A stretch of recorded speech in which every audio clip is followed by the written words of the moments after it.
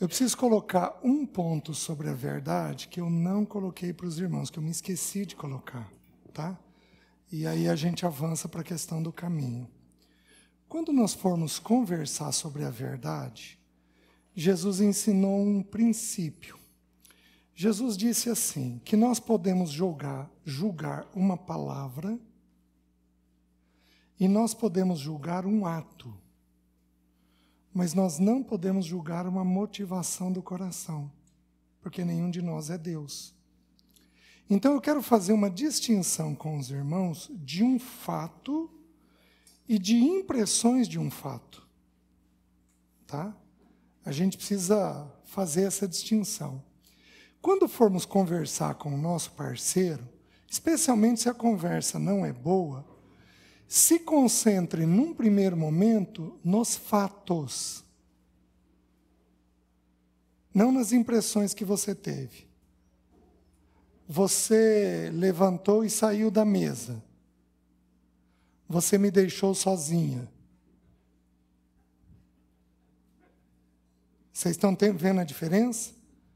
Então, quando a conversa não é boa, quando a pessoa é armada, quando a pessoa tem dificuldade para conversar, quando ela for rígida, perfeccionista, brava, qualquer coisa do tipo, quando a conversa não flui bem, o que a gente faz num primeiro momento? A gente conversa num primeiro momento sobre fatos, mais do que sobre impressões, tá? Porque se você colocar as suas impressões, você corre o risco de estar errado. E aí vai ficar ruim a conversa. Aí você já entra na conversa meio atravessado. Está entendendo? Como que isso se dá biblicamente falando? A Bíblia diz que eu posso julgar uma palavra. Falando um profeta entre vós, que os outros julguem. Então nós precisamos julgar o que é dito. A Bíblia diz que eu posso julgar um ato. A Bíblia diz assim, julgai todas as coisas e retende o que é bom. 1 Tessalonicenses. Mas a Bíblia também diz assim, a ninguém julgueis. O que a Bíblia está dizendo? A Bíblia está dizendo que eu não posso julgar a motivação do coração. Digamos que tem um irmão, que o irmão está olhando para o meu relógio. Eu posso virar e falar, irmão, eu vi que você ficou olhando o relógio, fiquei. Mas eu não posso virar e dizer assim, Leci, eu acho que o irmão quer roubar meu relógio. Não quer não, né, irmão? Brincadeira. Você não pode fazer isso. Por quê? Porque só Deus sabe julgar a motivação dos corações. Nós até podemos, mesmo dentro do casamento, querida, será que você não está fazendo tal coisa por causa disso daqui? Será que não está tendo essa motivação? Mas a Bíblia diz em 1 Coríntios capítulo 2, que só o espírito do homem sabe o que concerne as coisas do homem. Então, por mais que eu seja um com a Leci, só o espírito dela pode dizer, minha motivação para tal coisa foi essa. Só ela vai poder dizer, ela e o espírito. Então, nós temos que aprender, no casamento, a estabelecermos, em primeiro lugar, fatos, para então podermos sondar as motivações. Tudo bem? Com isso, fechei. Vamos lá. Vamos orar de 2 em 2? Vamos retomar?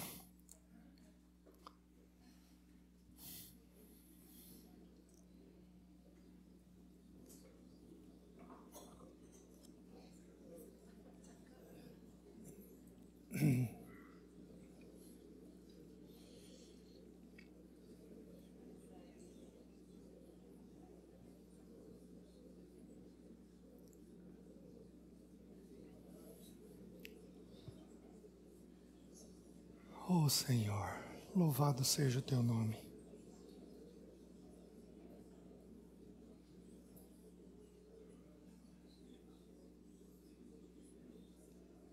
Louvado seja o teu nome. Como precisamos de ti.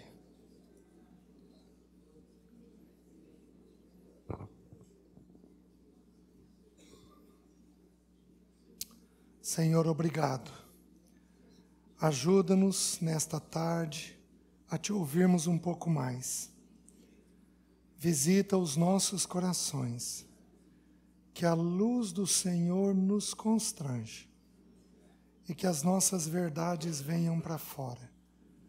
Senhor, em nome de Jesus, que a tua presença maravilhosa e iluminadora, que os teus olhos como chamas de fogo, que a tua língua afiada que separa o que é santo do que é impuro, Senhor, que o Senhor venha no nosso meio, que o Senhor passeie entre nós, que os seus pés de bronze toquem as nossas vidas, mas em especial que a tua luz venha sobre nós, que nenhum de nós consiga ficar com pecados guardados ou escondidos, mas pelo contrário, que mediante a tua presença, tudo o que é necessário seja aberto. Nós oramos em nome de Jesus. Amém. Vamos avançar um pouquinho mais. Eu sou o caminho, a verdade e a vida. Sabemos que a vida só é derramada pela verdade. E agora nós vamos entrar em qual caminho que nós estabelecemos essa verdade. Vocês podem ver que eu já falei um pouquinho sobre conversa, porque as coisas são muito próximas, conversa e verdade. Então, o que nós vamos falar agora é sobre essa questão de como conversar. Tá? Alguém aqui veio de um lar briguento? Levanta a mão, por favor. Levanta alto a mão. Gaúcho tem fama.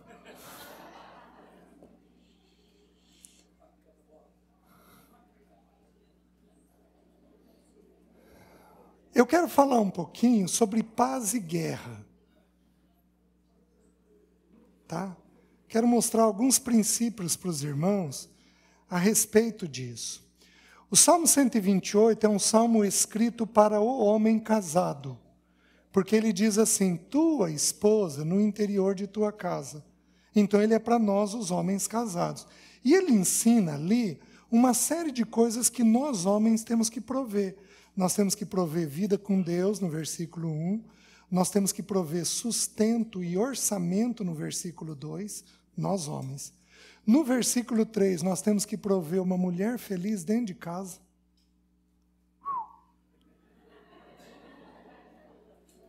Vocês acham que nossa vida é fácil? É. Nós temos que prover filhos ungidos ao redor da mesa. Nós temos que prover uma igreja próspera. Mas isso daí, se o Senhor nos permitir, nós vamos passar um pente fino no papel dos homens mais tarde. Quando o Senhor permitir. A gente estuda isso daí. Porém, ele termina com uma coisa maravilhosa. Ele diz assim, paz sobre Israel. Um irmão hoje orou a respeito disso. Paz sobre Israel. Homem precisa prover paz dentro do ambiente familiar. Homem precisa prover paz. E alguns de nós aqui somos destemperados, homens e mulheres. Alguns de nós somos críticos, somos briguentos, somos ácidos. Alguns de nós queremos o que queremos, do jeito que queremos, no tempo que queremos, da maneira que queremos. E, meus queridos, isso não cabe em casamento. Casamento é um ajuste no tempo do outro, na maneira do outro. Isso vai ocorrendo, a gente vai se afinando ao longo dos anos, né? Porém, nós precisamos entender um princípio simples. É o caminho da conversa que estabelece a verdade. Não é à toa que o nosso Senhor é o verbo. Sabe o que significa verbo? A palavra por excelência. Meus queridos, pensa comigo. Nós lemos o Novo Testamento, os 4 evangelhos, em cerca de 10 horas. Jesus falou 10 horas, e o que ele falou dura 2000 anos. Porque ele não precisou falar muito. Então, não é uma questão de falarmos muito. É uma questão de falarmos o necessário. Então, Jesus, ele é aquele que falou de tal maneira que ficou claro. A gente compreende. A gente compreende. O que a gente não compreende na fala dele é porque aquilo é um mistério. Por exemplo, o tempo do fim. Nós vamos passar pela tribulação ou não? Não dá diferença. Porque ele vai nos sustentar de qualquer forma. Então o segredo é nos prepararmos. Se ele não esclareceu, é porque ele está descortinando isso gradativamente. A única coisa que não é clara na fala dele é aquilo que ele teve intenção de não deixar claro, de ir descortinando. Fora isso, ele é limpo na fala, claro na fala. O que é, o que não é, não é. Tanto que ele diz que o sim dele é sim e que o não dele é não. Ele é claríssimo na fala dele. O nosso Senhor tem uma fala dócil, penetrante, mas que vai lá no âmago. Quando ele fala, está dito, está esclarecido o ponto dentro da gente. Mas ele também tem uma fala suave. Não é num terremoto, não é num redemoinho, não é num fogo forte, mas é num cicio suave e tranquilo que ele tem comunicado. Ele comunica para nós em sonhos, ele comunica para nós na paz dele, não na paz. A gente confunde isso. Seja a paz de Cristo o árbitro dos vossos corações. Não é a nossa paz, porque existe uma falsa paz, que muitos de nós sentimos, e que todos nós já sentimos, uma vez ou outra. Ele comunica através da paz dele. Ele tem uma fala gentil, agradável, penetrante. A língua dele é uma espada afiada. Quando ele fala conosco, separa. Separa o que é lícito do que é ilícito, o que é correto do que não é correto. A fala dele é uma fala perfeita. E é essa fala que nós estamos buscando. Porque nós imitamos ele. Nós imitamos o nosso bendito Senhor. Ele não é nem homem, nem é mulher, ele é o Filho de Deus, ele é o Filho do homem, encarnado em figura de homem, masculino. Porém, ele está muito acima disso. Por quê? Porque ele é Deus. Ele é a excelência da criação, onde nós, homens, temos que aprender a conversar. E onde as irmãs têm que aprender a falar um pouco menos. Vocês estão entendendo? Todos nós temos para aprender com a figura do nosso Senhor. Ele é este verbo perfeito e maravilhoso que habitou entre nós, e é na fala dele que nós vamos aprender. As Escrituras dizem que mais bem-aventurado é ouvir. A Bíblia vai dizer que é para a gente ser pronto para quê? E tardio. Os irritados aqui têm que se deparar com isso. Porque o que é a próxima coisa? Tardios para si. Ira decorre de alguém que está falando muito e que ouviu pouco. Então, pessoas reativas não sabem ouvir aquilo que é necessário. Então, a gente tem que aprender essas verdades com o Senhor, para que a conversa entre nós flua. Porém, eu vou começar com um princípio que eu considero único nas Escrituras. O princípio de que não se edifica a casa em tempo de guerra. Não se edifica a casa em tempo de guerra. Estourou uma guerra entre o Uruguai e o Rio Grande. Os irmãos vão construir construir uma casa aqui em Porto Alegre? Por que os irmãos não vão construir? Porque os irmãos não sabem se vão ter direito à propriedade. Os irmãos não sabem se vão ser bombardeados ou não. Nós temos vivido de forma tão pacífica por tantos anos que nós desconhecemos já o que é guerra. Deus, ele tem cuidado de nós. Na época em que Hugo Chávez era vivo, a Marinha Russa veio fazer exercícios militares aqui em cima. O plano era conquistar a América Latina inteira. Era criar um grande continente. Deus acabou com tudo isso. Mas acabou com tudo isso. Por quê?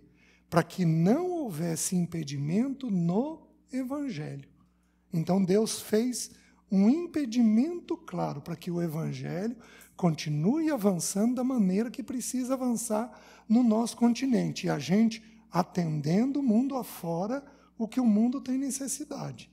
Então, nós desconhecemos o que é a guerra, mas a gente sabe muito bem o que é uma guerra dentro de casa.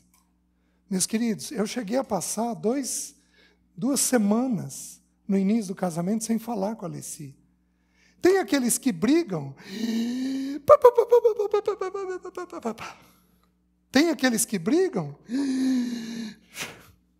Isso também é uma briga. Tem aqueles que quebram o pé. Esses dias, uma pessoa chegou com o pé quebrado na clínica. O que houve, rapaz? César, foi o pé e a porta da geladeira.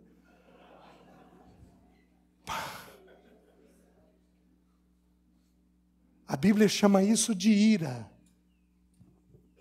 A psicologia chama isso de histerismo. É tudo a mesma coisa. Né? Gente, só forma diferente de expressar. Mas tem aqueles que, a minha semelhança, tem a briga velada. Não conversam. Não falam. Estão com o coração fechado. Não conseguem sentar, às vezes, na mesma mesa. Tem alguém assim? Não levanta a mão.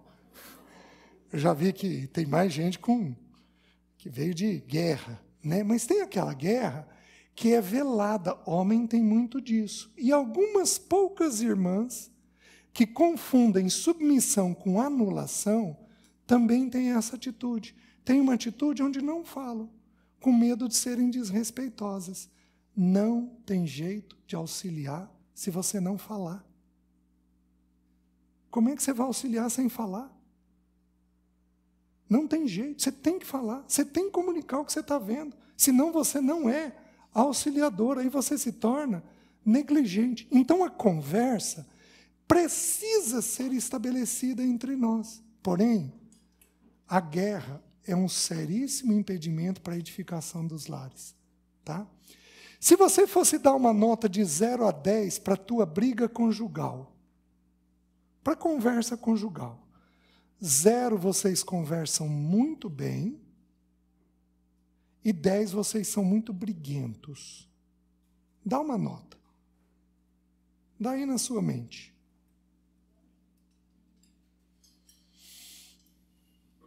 Deu para o teu relacionamento. Compartilha com o teu parceiro. Que nota, vamos ver a diferença.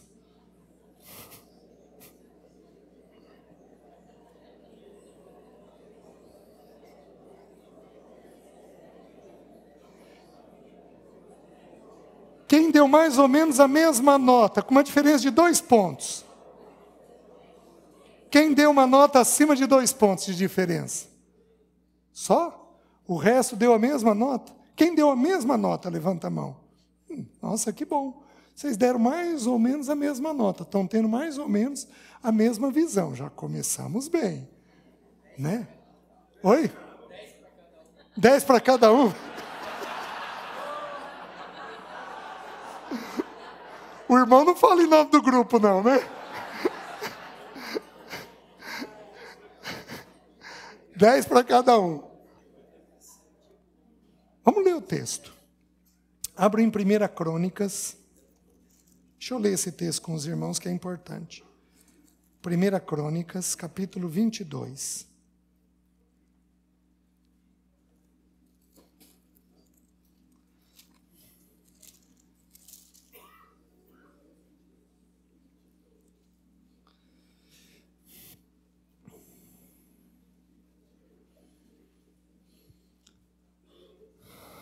Deixa eu ler o texto para ensinar o princípio para os irmãos.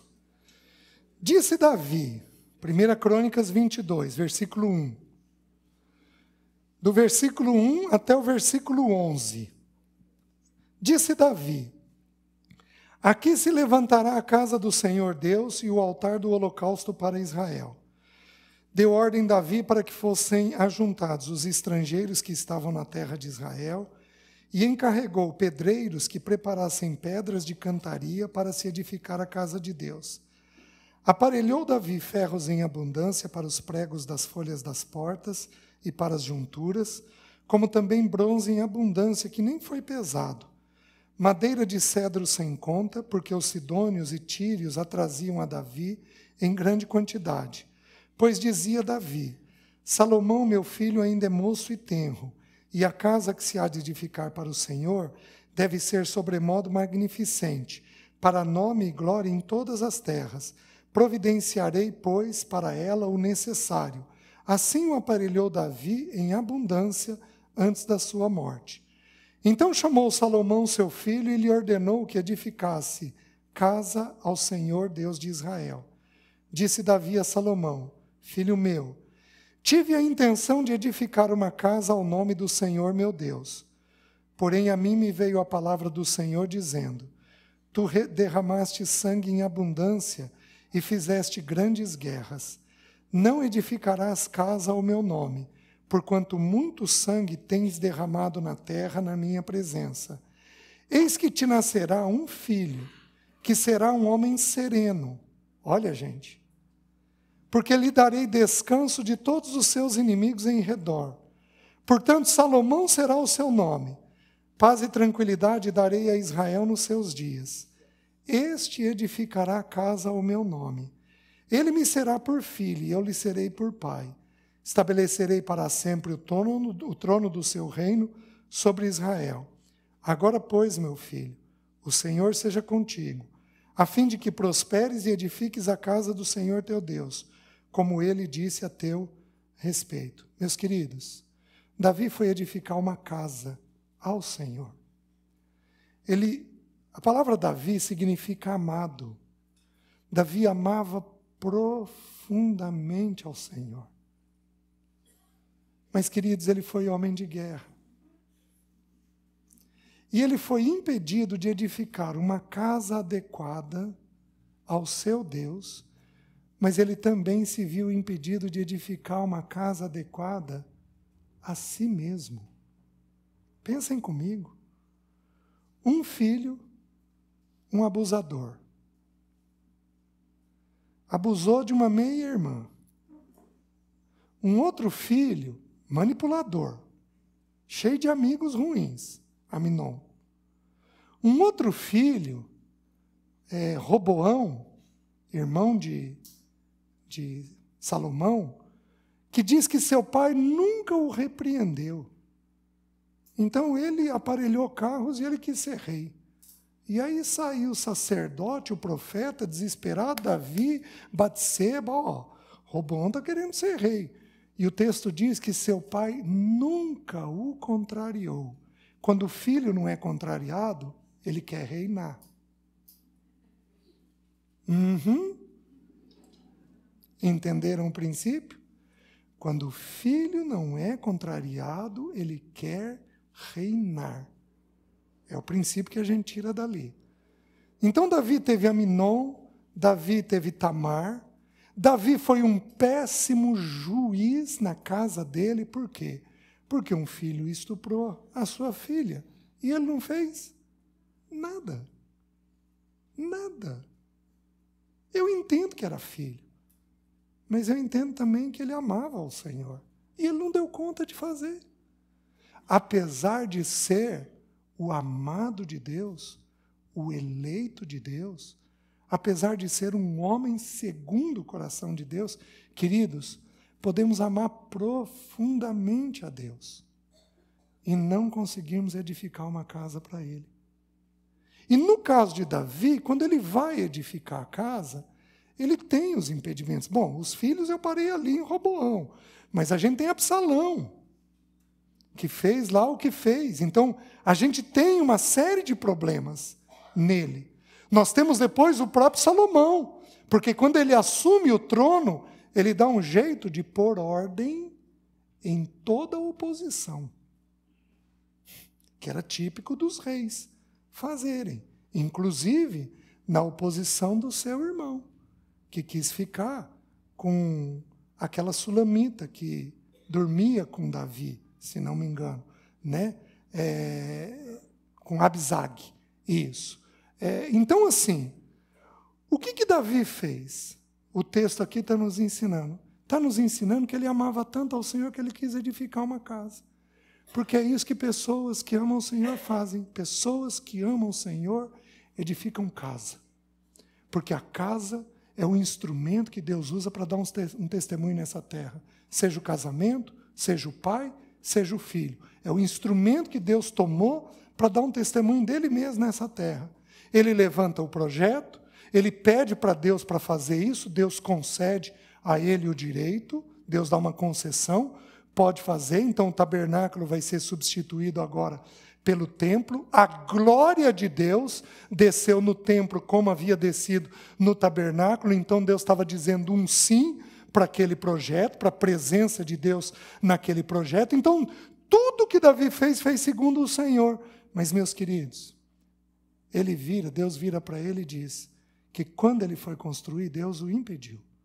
Ele podia ter feito a planta, ele podia ter levantado os materiais, ele podia ter levantado os trabalhadores. 80.000 trabalhadores. Eu não sei se tem empresa no mundo com esse número de funcionários. Deve ter algumas maiores, mas vão ser pouquíssimas. Era um número monstruoso de gente trabalhando. Porém, o Senhor vira para ele e diz assim: Davi, você não vai me edificar a casa. Sabe por quê, Davi? Porque você é um homem de guerra. Você é briguento. Há muito sangue na tua mão. Mas aí Deus diz uma coisa maravilhosa. Teu filho, Salomão, me edificará a casa. Sabe o que significa Salomão no hebraico? Pacífico. Que princípio nós tiramos daqui? Que quem edifica a casa é gente pacífica. Por isso que a briga tem que ser resolvida no nosso meio. Não há lugar para a guerra no nosso meio. Nós vamos guerrear as guerras do Senhor, mas serão as guerras do Senhor. Nós não iremos brigar as nossas guerras, porque as nossas são frutos desse espírito briguento, ruim, que existe dentro de nós. Nós somos, por natureza, divisivos, briguentos, complicados. Isso aparece de muitas formas na Bíblia. Quando Abraão está com Sarai, eles saem para ter um filho, um herdeiro, passam-se perto de 13 anos e o herdeiro não vem. E Sarai significa contenciosa, briguenta, barraqueira. As irmãs estão entendendo? Numa versão moderna, é essa mulher barraqueira, encrenqueira, que arruma encrenca, que arruma problema, que quer a vontade dela. Entendo ela. Uma mãe que queria ser mãe, não conseguindo ser mãe. Porém, nós temos o exemplo de Ana, que pôs o joelho no chão e buscou o Senhor. E no tempo devido, Deus atendeu. Mas não, ela foi encrenqueira. Semeou encrenca, colheu encrenca. Tem quase 4.000 anos esse negócio. Então, esse espírito do atrito, da briga, da guerra, seja ela frontal, seja ela velada, esse espírito tem que ser tirado do nosso meio. Quando eu entendi esse princípio, eu disse para a Alessi, a partir de hoje não há mais guerra em casa. Chegou. Não há mais guerra em casa. Se eu não estiver bem, se você não estiver bem por uma conversa, eu vou encerrar a conversa e você tem a minha palavra que eu retomo ela. No tempo certo, da forma certa, para fazer a correção do que precisa. Mas guerra não haverá mais no nosso meio, porque não se edifica casa em tempo de guerra. Meus queridos, qual é o custo para um filho? Qual é o custo para um filho? Tem filhos dos irmãos aqui que tem toque. Eu vou andar, Márcio. 5 anos de idade. Papai, guarda isso daqui antes da mamãe chegar. 5 anos de idade. Sabe por que tem toque? Porque a mamãe vai fazer o que hora que chegar? Brigar com a bolsa fora do lugar. A guerra tem um custo alto no nosso meio. Filhos estressados, filhos irritados, filhos deprimidos, parceiros esgotados, deprimidos, uma falação sem fim. A gente fala, querendo convencer o outro.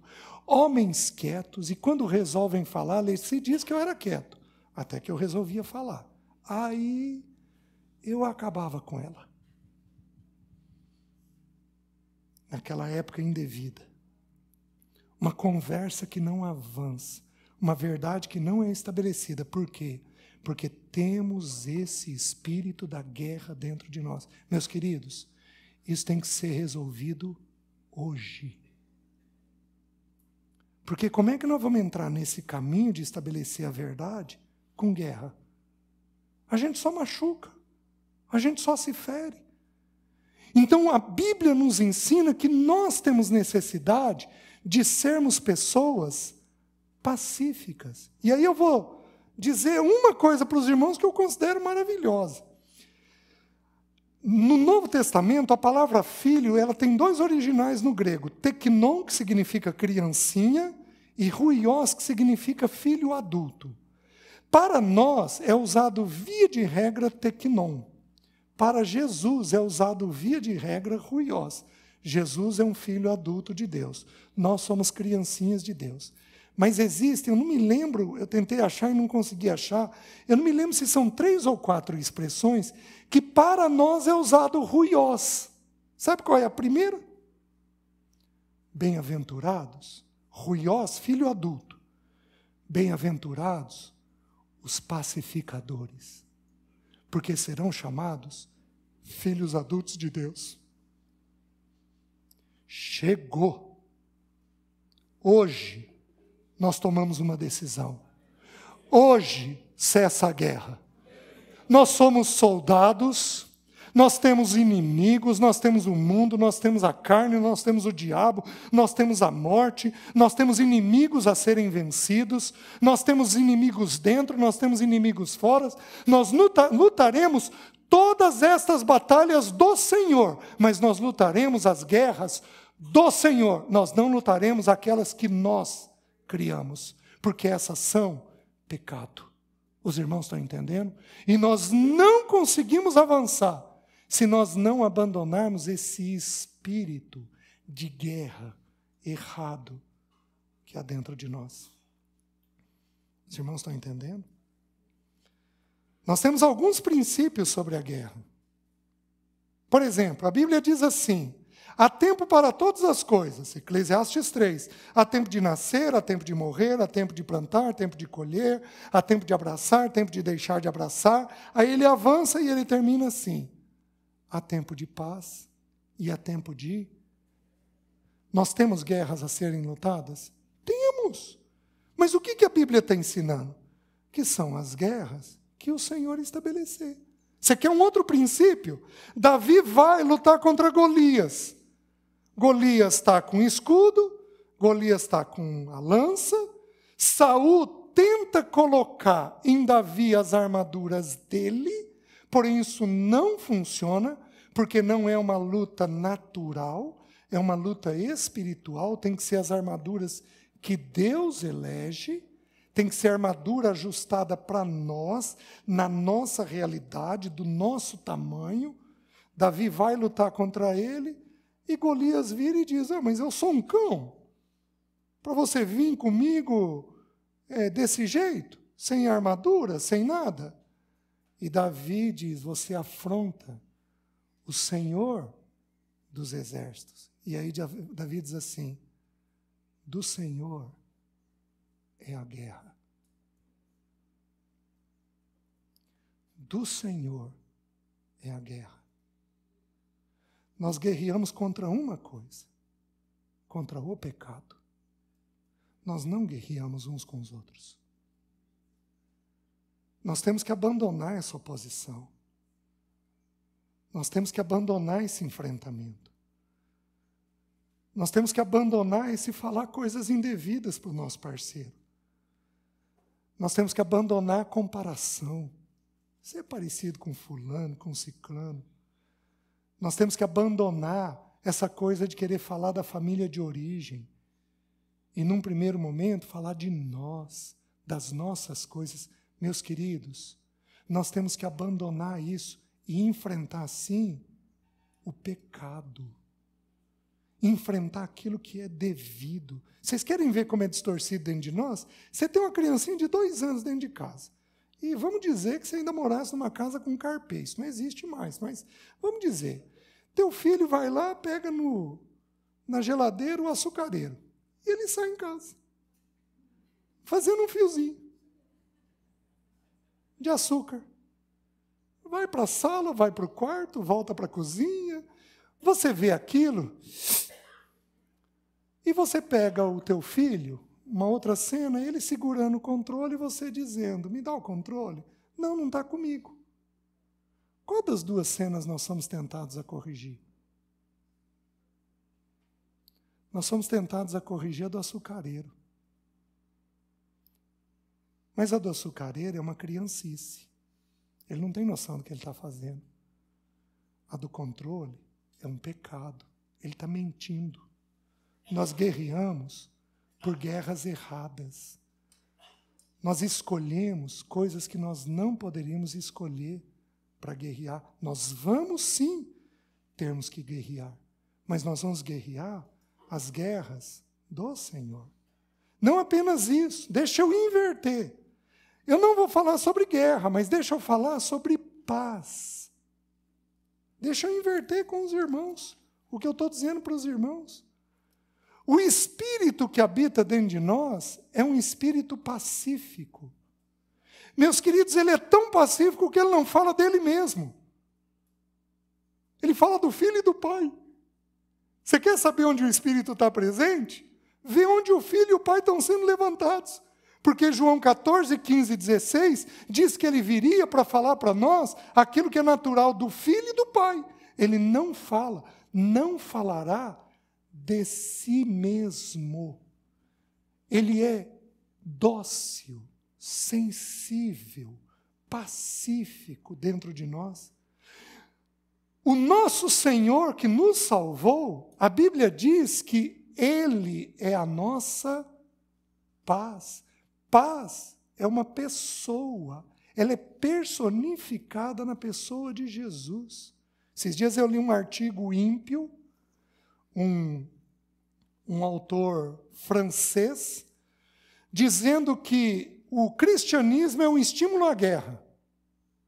Porque Jesus disse assim: não vim trazer paz, vim trazer espada. Pois eu vim causar divisão, de tal forma que os inimigos de um homem serão os da sua própria casa. Pois eu vim causar divisão entre a nora e sua sogra, entre pai e seu filho, entre a mãe e sua filha. Mal sabe ele que espada nas Escrituras é isso daqui. Não é espada, espada. Espada nas Escrituras é isso daqui. Não vim trazer paz, vim trazer separação. Eu não vim trazer a falsa paz, eu vim trazer a verdadeira paz, aquela que une de fato, de tal forma que se alguém amar mais a seu pai, a sua mãe ou a sua sogra, não é digno de mim. Então ele ensina o princípio ali de que Jesus é esse unificador. Deus é um Deus de separação. O que significa a palavra santo? Separado. O que significa a palavra igreja, eclésia? Tirados para fora. Então Deus, ele faz separação, mas ele faz separação do que é pecaminoso e do que é santo. Então, quais são as guerras que nós compramos? Nós compramos a guerra que envolve pecado. Não envolver o pecado é um jeito de um jeito do outro, uma mania. Nós vamos sentar e conversar para ver se aquilo é, então, possível. Por quê? Porque Jesus é esse Deus pacífico. Agora, eu vou mais longe. No capítulo, não precisam abrir, no capítulo 4 de Efésios, Jesus fala algo interessante. Paulo fala algo interessante. Paulo diz assim, ele, Jesus, é a nossa paz. E tendo derribado a parede da separação, de ambos os povos fez um. Meus queridos, quando brigamos num nível exagerado, é um sinal que não estamos consagrados de um jeito adequado ao Senhor. Porque a natureza do nosso Senhor não é a natureza briguenta. Então, quando o casal entra aí numa sequência de briga, numa briga que dura muito tempo, tem temas que vão ser difíceis. Todos os casais aqui têm temas que vão demandar mais tempo para ajustar. Mas, meus queridos, não é natural nós ficarmos afastados. Nós temos essa briga nesse nível. Quando temos, é porque um dos dois, ou os dois, não estão consagrados ao Senhor de um jeito adequado. Porque o Deus que habita em nós, Ele é, por natureza, um Deus pacífico. E aí eu quero encerrar isso, antes de avançarmos um pouquinho mais, nós temos uns 17 minutos. Antes de terminar isso, eu quero mostrar 2 versículos para os irmãos. Abram, por favor, em 1 Pedro 3:11.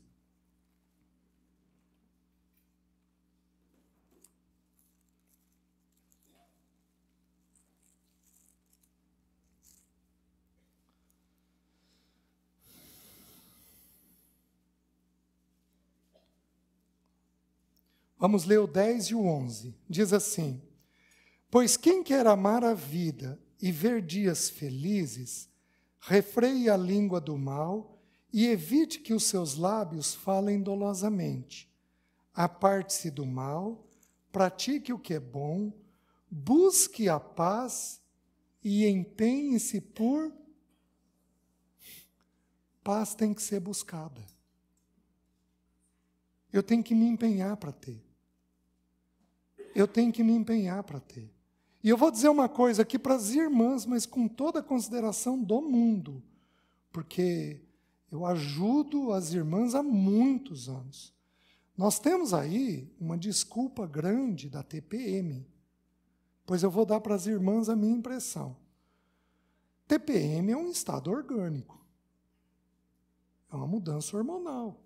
Até aí, tudo bem, a Bíblia leva isso em conta, diz que o natural vem antes do espiritual. Isso tem que ser visto, isso tem que ser respeitado.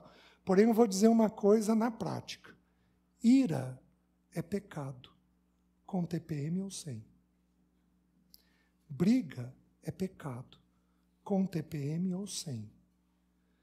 Irritação, braveza, estupidez é pecado, com TPM ou sem. E eu vou dizer a minha visão. As irmãs que mais encontram verdade e que se empenham por alcançar o Senhor são as que menos sofrem com TPM. Porque elas têm as coisas mais bem resolvidas. O que agrava a TPM de uma mulher? O que agrava a TPM de uma mulher é coisa mal resolvida. Ué, resolva as suas. Ah, mas e as do meu casamento? Ué, tentou resolver e não conseguiu, tenha paz em Deus.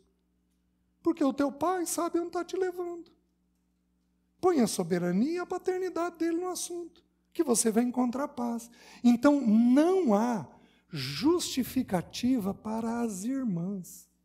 Para nós, homens, nós temos que compreender. Mas para as irmãs, se você cair em pecado, não há justificativa, não dá para se esconder atrás disso. As irmãs estão entendendo? Porque briga é pecado, vai contra a natureza do nosso Senhor. Então a paz precisa ser buscada. Sabe aquela coisinha de chegar no final do dia? Vem cá, a nossa conversa não foi boa, mas eu preciso dizer que eu te amo, te quero, te desejo, vamos ficar em paz, vamos retomar esse assunto daqui a pouco. Se nós não conseguirmos, vamos pedir ajuda de um irmão para a gente resolver. A gente encerra o assunto, mesmo sem ter resolvido. Nem tudo nós vamos conseguir resolver de pronto. Então nós temos que resolver uma demanda, ainda que a solução não tenha sido alcançada, mas nós resolvemos aquele espírito ruim que ficou entre o casal. Meus irmãos, esse princípio edifica a casa, de que tem que ter paz, não pode ter guerra. Esse princípio edifica a casa. Então vamos nos empenhar nele. O que mais diz? Vejam 2 Pedro 3,14.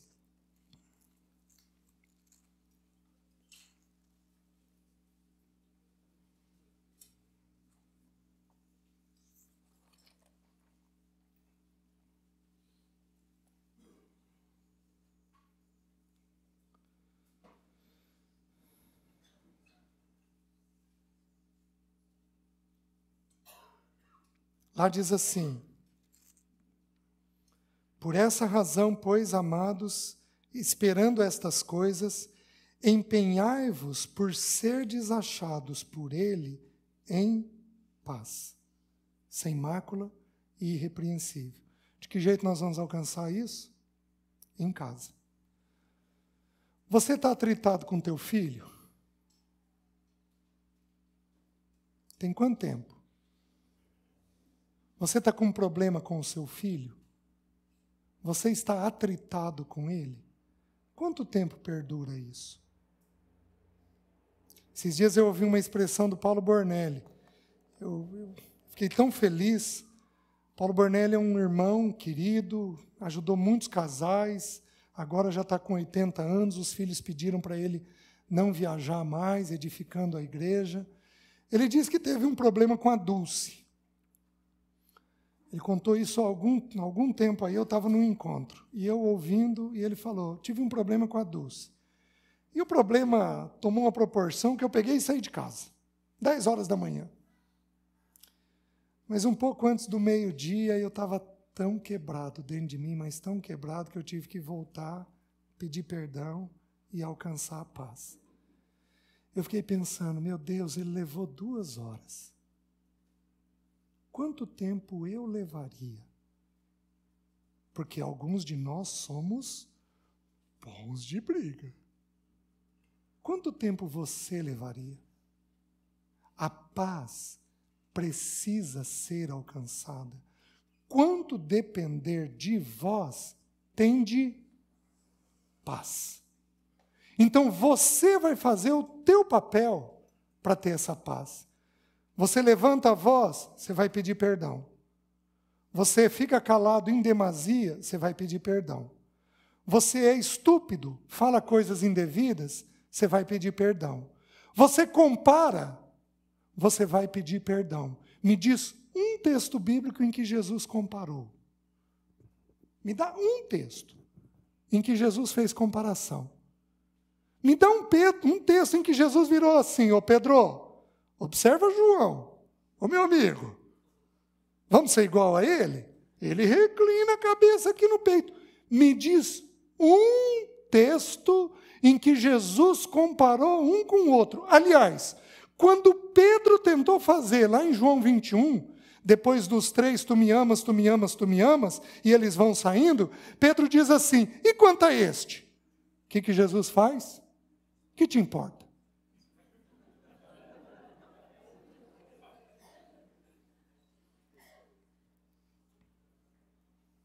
Você quer uma boa conversa? Olha uma boa conversa. Eu estou conversando com a Alessi e nós estamos falando algo sobre mim e de repente eu viro e digo, mas Alessi, isso daqui em você? Alessi, quer ver inteligência? Alessi tem que virar e falar, César, você quer falar sobre mim? Não tem problema. mas vamos terminar o assunto sobre você. Terminamos o assunto sobre você, conversamos sobre mim.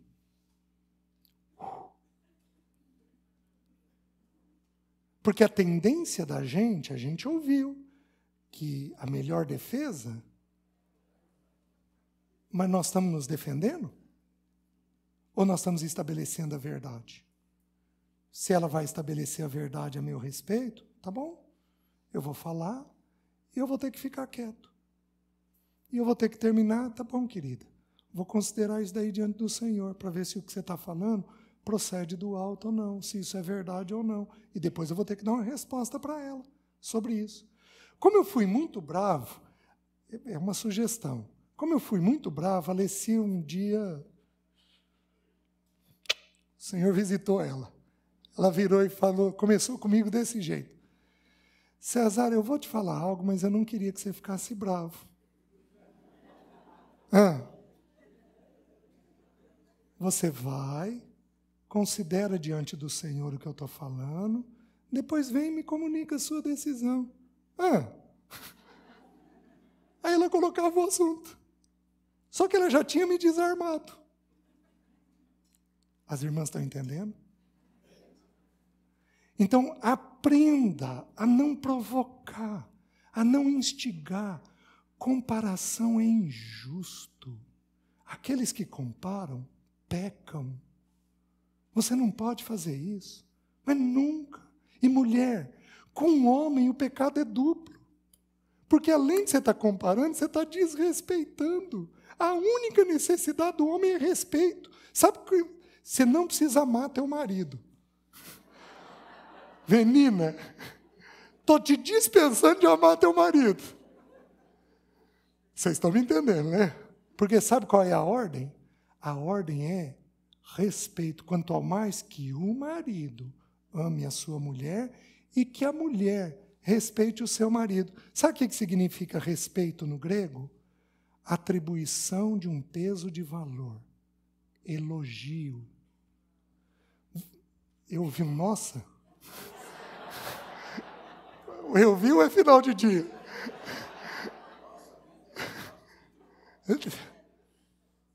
Presta atenção, você pode criticar seu marido. O que você não pode é não elogiá-lo, porque isso consiste em pecado. Isso é uma boa conversa. Uma conversa que vai estabelecendo os valores de uma forma adequada.